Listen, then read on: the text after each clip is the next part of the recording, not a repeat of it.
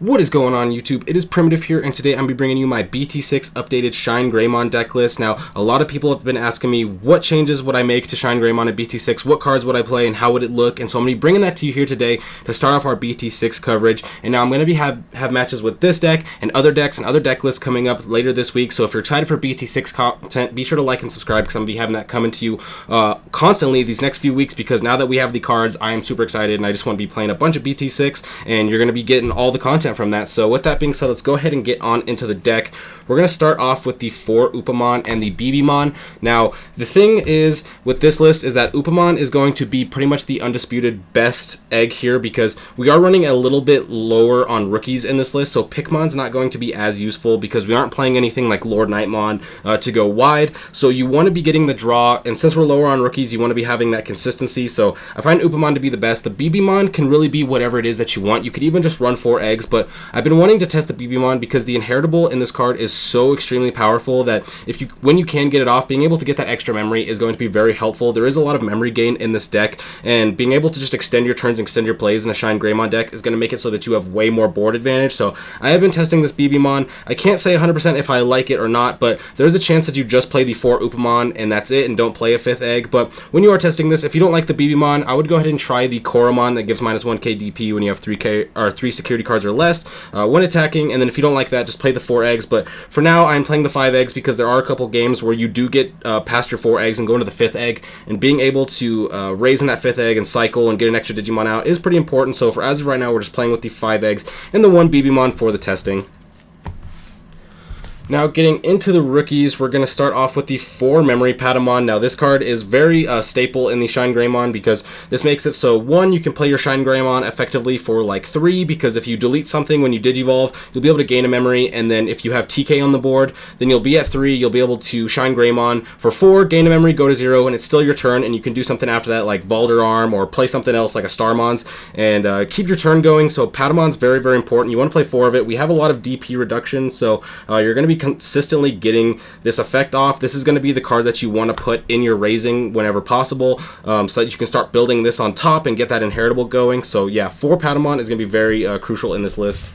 Next up, we got 3 Pulseman. This is something that I've talked about in the past, the difference between 3 Pulseman and 4 Pulseman. The thing is when you're playing 4 Pulseman, you don't see as big of a difference, and because this list needs to run a bit lower on rookies, you kind of have to find places to cut. So I've always found 3 Pulseman to be just as consistent as 4 for me. So the 3 Pulseman was pretty standard. It's not much to say. It's Pulseman. You want the draws. You want the pseudo 2-drop too. It's all very powerful. So 3 Pulseman here. And then also 3 Starmons, again, with the reason I talked about with the reason why we don't play Pikmon, you're not going very wide with the board, so you don't need 4 Starmons. This is just a card that works really well with the Padman inheritable over here, because if you can delete it, then you can play this effectively for 2, but it's just a card that's so good. Being able to ShineGreymon and then Starmons after, or be able to just do anything where you finish off your turn with Starmons to delete your opponent's Digimon is very powerful, so I found Starmons to be really good. But like I said, you got to find rooms to cut some of these rookies for some of these other cards we're going to be playing, so just 3 Starmons here. And then to finish off the rookies, we are just playing 1 promo Padman. Now, as you can tell, we're only playing 11 rookies, so it is very light, as I said. But with ShineGreymon, you are more focused on your end game, and so we have cards that are going to compensate for the fact that we have a lower rookie count, which we'll get into. But finishing off with the promo Padman, because it is a recovery card. I love promo Padman. I usually play it in most of my yellow lists, and especially in this list, you want to be trying to stay up with your security, get to that end game, so you can get with the clear with Shine and get your board presence going and be able to stabilize with this Padman. So I just like this card here. You could play this with Salamon or something, but I like the on play recovery a little bit better than the on deletion, because it's a little bit more in your control on when you get this to activate. So finishing off the rookies here. Now, getting into the champions, we're going to have 4 Uni and 4 Pitomon. Not much to say here. These are our blockers. I pretty much run 4 and 4 in all my ShineGreymon lists, because you want to be able to get up to your Shine. You want to be able to slow down the game and get up to your end game. So blockers are very crucial for that, to slow down the game. So these are pretty much auto include, but not much else to say. You're really just running 4 and 4 because they are blockers.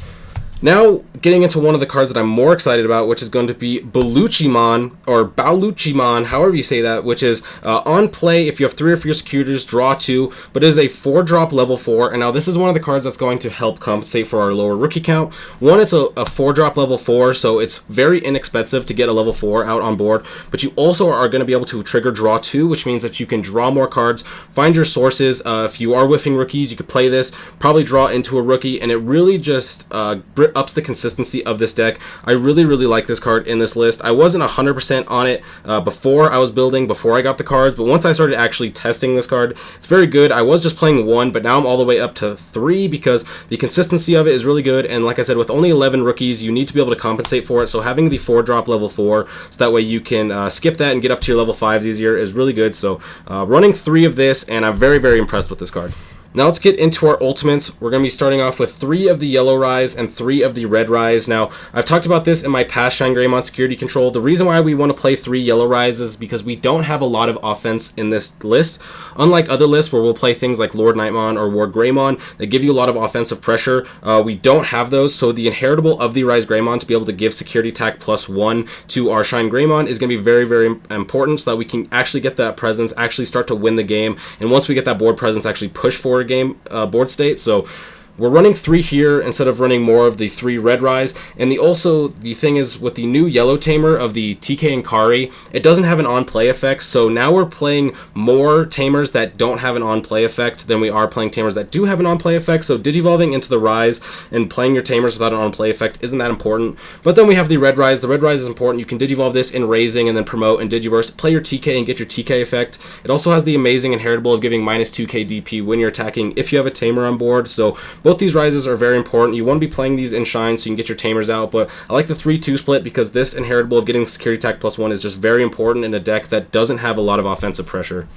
Then to finish off our ultimates, we're playing 3 Siren Mon, a staple in my ShineGreymon list. It is another card that helps compensate for the fact that we are running low on rookies because we have the 5-drop level 5 here, so you can just play it for very cheap, get a level 5 out, and then go into Shine. And as I've talked about, this is your emergency button. We are playing Kari Kamiya, the yellow Kari that gives you memory, and then we are playing the memory boost and all these other cards that will give us memory, the new TK and Kari. So very often you're going to be able to get up to 5 memory or more on your turn, which means you'll be able to hard play the Siren Mon, still have it be your turn, and then just go straight into ShineGreymon on top of this. So if you are in a bind and you need to get ShineGreymon out very quickly, Siren Mon's going to be your way to go. You also have the 2 to digivolve, which normally is something that I talk about, which is very important, but the thing is we aren't playing Turimon in this list, and so that means we're lacking on the 1 to digivolves, so we don't have the consistency of being able to digivolve for 1 and then digivolve for 2 into Siren Mon like we do in the other lists, because we are missing that Turimon. So the 2 to digivolve isn't as important as it is in other lists, but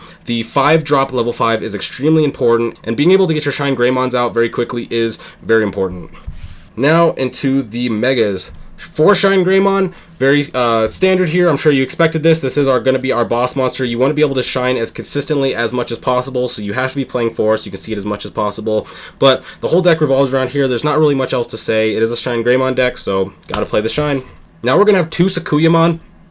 Now, Sakuyamon is very important in this deck, in this meta, because the thing is with Bond decks, the Bond of Courage and Bond of Friendship, a lot of times they're going to want to promote and then go into their bond and then be able to attack. But with this, with them promoting, they're going to get security attack -3, which means that they're not going to be able to get a bunch of checks on you. Sure, they might be able to kill some stuff if they want to go into that, but if they want to go into bond just to kill some stuff or bottom deck some stuff, then they're going to have to trash 2 security, and then their Digimon's going to die at the end of the turn most likely anyway. So Sakuyamon is really good versus the bond decks. It makes it so that when they promote, they're going to have to promote to get past the security attack -3 barrier, and then once they just have random Agumons or Gabumons on board, you're going to have a much easier time being able to clear those so that they can't get onto one of their bonds anyway. So Sakuyamon is just so important versus the bond matchup that you have to play 2. I was considering playing 3, but I decided for just the 2 because we are playing the one Kentorismon. Now, I was between, do I want to play the Kentorismon or do I want to play Dynasmon?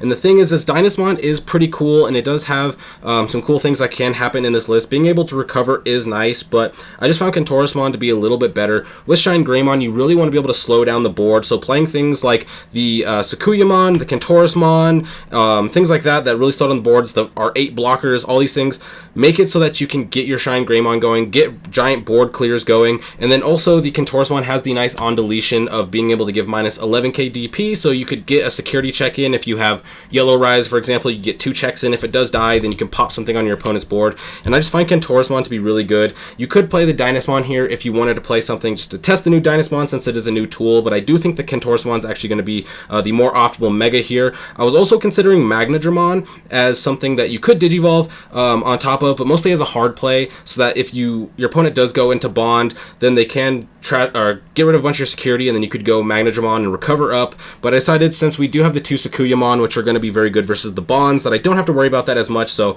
I feel like Kentorismon is going to be a lot better versus decks that decide to go wide and slow it down, so I just like the Kentorismon as our last mega. And then 2 Valderarm. Now, I'm not 100% sure if I like 2 Valderarm in this list, just because we are running a little bit lower on resources. Valderarm can be a little bit more clunky, so you could cut down to 1 Valderarm. I would play at least 1, but the 2 Valderarm does feel kind of correct, because the ability to go into Shine, and if it's still your turn, and then Valderarm after, is going to clear most boards, and it's very, very devastating. And then Valderarm is one of those cards where once it's on the board, it's very, very annoying for your opponent to get rid of, because once it deletes, you gain 3 memory, which can end their turn, go back to your turn, or just shorten their turn in general. So Valdarm's very good, but it can be cut down to 1 just because it is a little bit clunky, since we are running a little bit weirder Digimon ratios here. Now getting into our Tamers, we're going to have 4 TK. Not much to say here. We aren't running anything like Blinding Ray, so we want to make sure that we have as many TKs as possible so we don't get choked. And then also being able to search security and get the cards out that you need is very important. Then we're playing 3 of the Kari Kamiya. This card is just so good. I'm going to play it in every Shine deck forever. The ability to get 2 or 3 of these out with a TK out and make it so that you're having 5, 6 memory guaranteed at the start of your turn every turn is just so insane that card is very, very good. I do like it at 3 though, because you have to make room for the new Tamer of the new TK and Kari, and which we're playing 2 of, and this card is also very, very good because you're going to more likely than not have lower security than your opponent until the end of the game, because you are a control deck, so your opponent's going to go in, get some checks, and then you're going to come back with board clears, and that's how this deck's going to play. So you're going to be lower, and so you're going to be getting this 2 memory. If you have both these out, you're going to be gaining so much memory on top of the other Karis and the TKs. And then it does have the your turn when attacking. You could spend it to give minus 1k DP, so you do have a pseudo Pikmon in here without having to play Pikmon.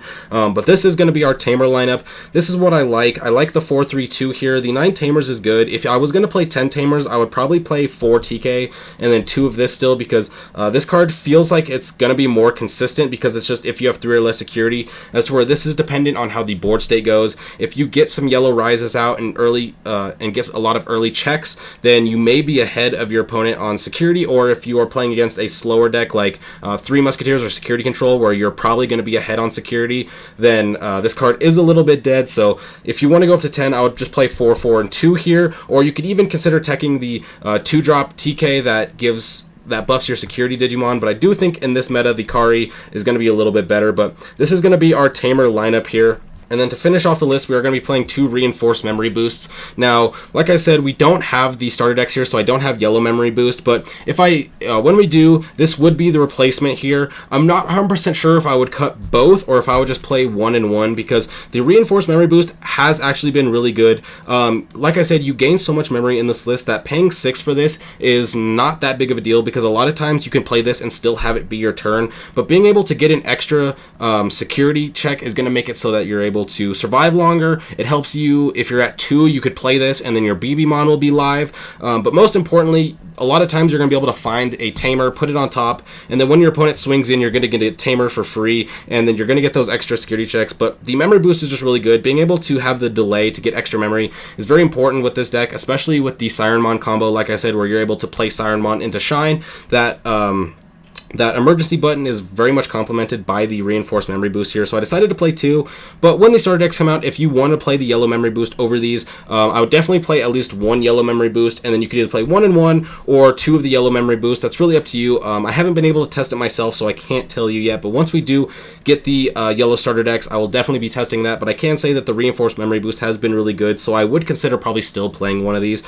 But with that being said, this is my BT6 Shine list for day 1 here in the US. So if you are interested in playing Shine, I would go ahead and give this list a try. And if you have any other comments or any suggestions that you would change for this list, let me know, because I'm going to be testing all kinds of BT6 stuff, and I would love to get as much updated decks as I can for you guys. So let me know what you think. But with that being said, I hope you have a great day. I will see you soon for some more BT6 content. Have a great day. Peace out.